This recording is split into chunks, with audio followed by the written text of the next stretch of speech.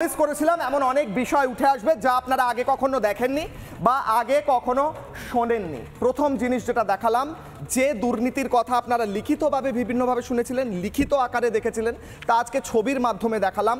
এবং কে দেখালেন? যিনি সেখানে বহু বছর ধরে কাজ করেছেন as a deputy non medical super, এবং ডেপুটি সুপার হিসেবে তিনি গোটা এলাকা অ্যাক্সেস করেছেন।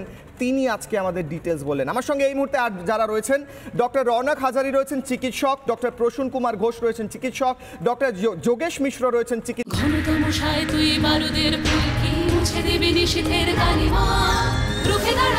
একজন মা হয়ে বলছি, সফল জীবনের জন্য যেমন চাই মজবুত হয়ে ওঠা শিক্ষা, মজবুত চুলের জন্য তেমনই চাই Alopex long and strong hair oil. চিকিৎসক অরিন্দম আচার্য রয়েছেন প্রাক্তন পুলিশ কর্তা, সজল ঘোষ রয়েছেন বিজেপি মুখপাত্র, এবং অনির্বাণ ব্যানার্জি রয়েছেন আইনজীবী এবং তৃণমূলকে সমর্থন করেন। আজকে দ্বিতীয় যে ভয়ঙ্কর বিভিন্ন তথ্যর কথা আমরা বলছি, আজকে যে দ্বিতীয় তথ্যের দিকে যাব, সেই দিকে যাওয়ার আগে আমি এই মুহূর্তে ডক্টর রৌনক হাজারির কাছে যাব।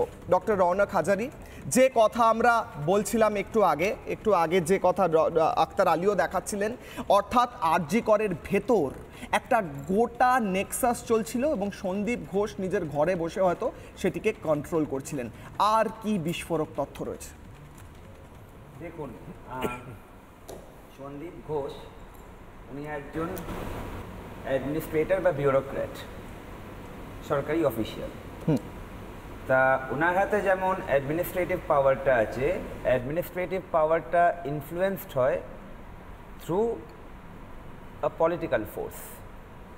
এবং বেশিরভাগ মেডিকেল কলেজগুলোয় আরেকটি পোস্ট আছে, আমি জানি না এটা আপনাদের এখানে কেন উঠে আসে না, শুধু প্রিন্সিপালের নাম উঠছে। আর একটা অত্যন্তই দায়িত্ববান পোস্ট হচ্ছে রোগী কল্যাণ সমিতি, এবং সেই রোগী কল্যাণ সমিতির চেয়ারম্যান। এই আপনাদের খবরেই মনে আজকে দেখছিলাম যে আপনারা হচ্ছে বিভিন্ন যে শপসগুলোকে ওখানে অ্যালট করা হয়েছে এটসেট্রা, আপনাদের নিউজে দেখাচ্ছিলেন। এটার পেছনে কিন্তু রোগী কল্যাণ সমিতির একটা বেশ বড় ভূমিকা আছে। তা আজকে তো এটা মোটামুটি ধরুন আমরা অনেকেই মনে করছি যে আমাদের ওই অভাগা বোনের সঙ্গে যেটা হয়েছিল তার পেছনে কিছু হয়তো সে নেক্সাসের কথা জেনেছে, কিছু হয়তো দুর্নীতির কথা জেনেছে, ইত্যাদি ইত্যাদি। So now the Pandora's box is opening. আমি যেহেতু ধরুন একটা প্রো গভর্নমেন্টাল সংগঠন করি, তা সেই জায়গা থেকে কিছু ইনফরমেশনস তো ধরুন প্রো গভর্নমেন্টাল চিকিৎসক সংগঠন করি, সেই জায়গা থেকে ধরুন অনেক তথ্যই আসছে। আমার মোবাইলে আমি জাস্ট আপনাকে দেখাচ্ছি না ফর প্রাইভেসি সেক, মানে আপনাকে দেখাতে পারি, দর্শকদের দেখাতে পারছি না। এই যে আরজি করের রোগী কল্যাণ সমিতির যিনি চেয়ারম্যান, যিনি একজন বিধায়কও, তার কিন্তু আরও বেশ কয়েকটি পোস্ট আছে, যার মধ্যে একটি পোস্ট হচ্ছে উনি কিন্তু West Bengal health recruitment board যেটা আছে তারও চেয়ারম্যান। আমি কেন আরজি করের বাইরে এই বিষয়টা আনছি, কারণ এটা একটা কিন্তু সিঙ্গেল পয়েন্টের দুর্নীতি বা একটা সিঙ্গেল পয়েন্টের এজেন্ডাতে আটকে নেই। এটা একটা সিস্টেমের পচন ধরা, যেটা একটা বিরাট বড় আইসবার্গ, যার 80% বা 90% হচ্ছে জলের নিচে ইমার্সড। লাস্টে একদম টিপটা খুবই কদাকারভাবে বেরোলো এরকম একটা দুর্ভাগ্যজনক বড় ঘটনা দিয়ে। তা সেই টিপের একটা জায়গা আমি আপনাকে শোনাতে চাই। আমি পুরো নামটাই এখানে বলতে পারি, বাট আমি ইচ্ছা করে বলছি না। হেলথ রিক্রুটমেন্ট বোর্ডের একজন মেম্বার, একজন সদস্য, আমি অবভিয়াসলি তার নাম নেব না, এখানে আপনি দেখতেই পারেন, তিনি আমাকে, মানে if this fact is challenged I have things to back me up, তিনি আজকে আমাকে একটা মেসেজ লিখে পাঠাচ্ছেন। উনি কিন্তু মেম্বার ওই বোর্ডের, হেলথ রিক্রুটমেন্ট বোর্ড, সেই বোর্ডের একজন মেম্বার আপনাকে একটা মেসেজ করেছে। ওকে, মেসেজে একজনের নাম নিয়েছেন, আমি পুরো নামটা পড়বো না, শ্রী এ কর্মকার, এটা আমি আর পুরো বলছি না। তারপর এটা বলছি, assistant super health recruitment board, ইন্টারভিউয়ের দায়িত্বে ভারপ্রাপ্ত অফিসার এবং সব দুর্নীতির সাথে জড়িয়ে ইন্টারভিউ স্কোরশিট খাম থেকে খুলে মার্কস ফোনে বলে দেওয়া শুরু করে অন্য স্কোরশিট চেঞ্জ করে দেওয়া, স্ক্যানিংয়ের আগে এবং আগে থেকে জানিয়ে দেওয়া কোন ক্যান্ডিডেট কোন ঘরে, এটা আগে থেকে জানিয়ে দেওয়া, এবং সফটওয়্যার থেকে ক্যান্ডিডেট লিস্ট বার করে দেওয়া, এই সব রকম ষড়যন্ত্রের সাথে যুক্ত। আর এগুলো কি জন্য করতে তিনি? টাকার জন্য? এবার এইগুলো হচ্ছে ম্যানিপুলেশনস। হ্যাঁ, একটা এইচআরবি হচ্ছে, হেলথ রিক্রুটমেন্ট বোর্ড হচ্ছে, আমাদের সমস্ত হেলথ প্রফেশনালসরা ইনক্লুডিং ডাক্তার, নার্স, সবাই যেখান থেকে নিয়োগ হয়। তাহলে আপনি একটা নতুন দুর্নীতির কথা বলছেন ডক্টর রৌনক। আপনি বলছেন যে দুর্নীতির কথা আমরা এতক্ষণ আলোচনা করছিলাম, বর্জ্য পদার্থ, দেহ, অর্গ্যানস, ওষুধ এবং এই মৃত্যু এবং রেপের পর ভয়ঙ্কর নৃশংস ঘটনার পর যেগুলো উঠে আসছে, আপনি আজকে নতুন একটা স্ক্যামের কথা বলছেন, রিক্রুটমেন্ট স্ক্যাম। আমি একটু সঙ্গে থাকতে বলবো, এই মুহূর্তে পিসিআরকে বলবো বিগ ব্রেকিং। এই মুহূর্তে আমাদের জবাব চাই বাংলায়, বিগ ব্রেকিং। ডক্টর রৌনক যে কথা তুলে ধরলেন, এবার নিয়োগ দুর্নীতির কথা উঠে আসছে আরজি করে এবং অন্যান্য হাসপাতালেও। গোটা রিক্রুটমেন্ট বোর্ডের ভেতর এই মুহূর্তে স্ক্যামের কথা উঠে আসছে। কোটি কোটি টাকা ঘুষ নেওয়ার অভিযোগ বিভিন্ন মাধ্যমে উঠে আসছে। এবার নিয়োগ দুর্নীতি, প্রচুর টাকা ঘুষ নিয়ে কি কলেজে ভর্তি থেকে শুরু করে নিয়োগ করা হতো ডাক্তারদের। আপনাকে দ্রুত শেষ করতে বলবো, বাকিদের কাছে যেতে হবে। বলুন।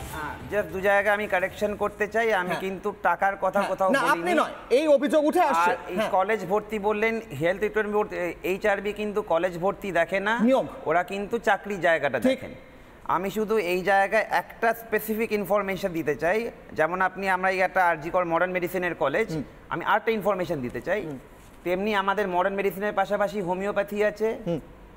হোমিওপ্যাথি পদে, এবং এটা হচ্ছে আরও বিভিন্ন সংবাদ মাধ্যমে বেরিয়েছিল, যাকে রিসেন্ট হোমিওপ্যাথির ডিরেক্টর হিসেবে নিয়োগ করা হয়, এবং সেই নিয়োগটাও কিন্তু ইন্টারভিউ হয়েছিল হেলথ রিক্রুটমেন্ট বোর্ডের মাধ্যমেই। তিনি কেবলমাত্র একজন প্রফেসর, সেখানে 6 জন ক্যান্ডিডেট ছিল, তার মধ্যে একজন ক্যান্ডিডেট এই সমস্ত পোস্টে সবার আগে কাউন্ট করে হচ্ছে তার অভিজ্ঞতা।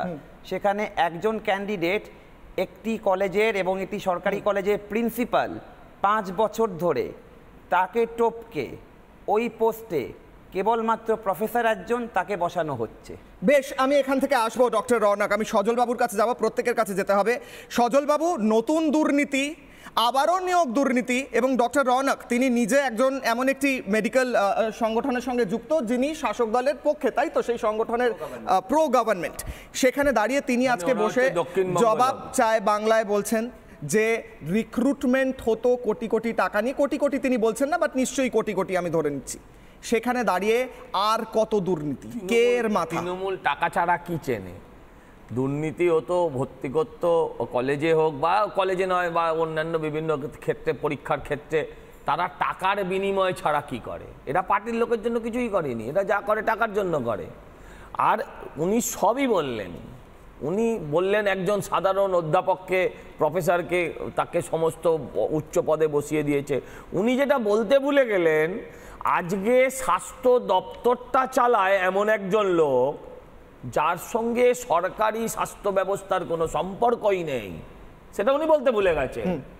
এসপি দাস তার নাম, মমতা ব্যানার্জির অত্যন্ত অত্যন্ত অত্যন্ত ঘনিষ্ঠ, বাকিটা আপনি বুঝে নিন, আজকে থেকে না, অনেক অনেক বছর আগে থেকে। তো তিনি চালান একজন হাড়ের ডাক্তার, যার সঙ্গে আমি বললাম সরকারি স্বাস্থ্য ব্যবস্থার কোনো যোগ নেই। তিনি কয়েকটা বিভিন্ন জায়গায় এজেন্ট ফিট করেছেন, কোথাও পিজিটি, কোথাও ইন্টার্ন, হ্যাঁ, কোথাও বিভিন্ন, যার মধ্যে একজন সেদিনকেও হসপিটালে গিয়েছিল। সেদিনকে ঘটনার পর ওই হসপিটালে ওই মৃতদেহের পাশে সেই লোকটিও গেছিল, কি নাম ওর, তুষার না কি নাম ওর, হ্যাঁ, সুশান্ত রায় না কি নাম, হ্যাঁ, সে লোকটাও গেছিল। এরকম একটা বিরাট নেক্সাস। আর এটা ভাবার কোনো কারণ নেই যেটা একটা কলেজেই হয়, এটা পশ্চিমবঙ্গের সমস্ত মেডিকেল কলেজেই হচ্ছে। দেখুন, যখন মাথায় কে বসে আছেন আপনি আরো একবার নামটা বলুন। মানে কার মাথায়? আপনি একটু আগেই একটা নাম বললেন, এসপি দাস। এসপি দাস, এই ব্যক্তিকে আমি বলতে পারি একজন হাড়ের ডাক্তার। হ্যাঁ, ব্যক্তিগত পর্যায়টা আমি যেতে পারবো না।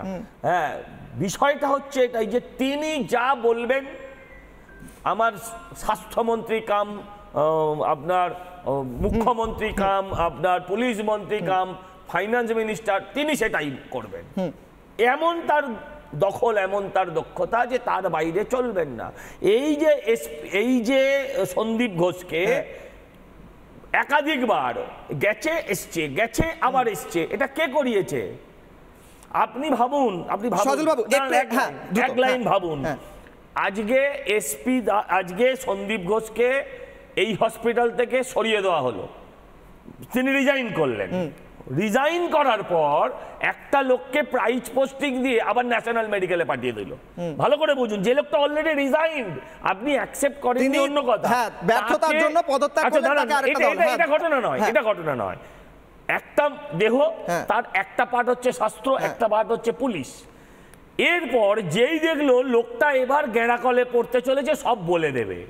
যাকে তুমি 7 দিন আগে, আচ্ছা 1 মিনিট সঙ্গে থাকুন। এই মুহূর্তে সন্দীপের বাড়ি থেকে, সন্দীপ ঘোষের বাড়ি থেকে সিবিআই বেরোচ্ছে, সেই visual, first and exclusive Republic বাংলার সন্দীপ ঘোষের বাড়ি থেকে এই মুহূর্তে সিবিআই টিম বেরোচ্ছে, সেই ছবি। আমাদের সঙ্গে রয়েছেন আমাদের প্রতিনিধি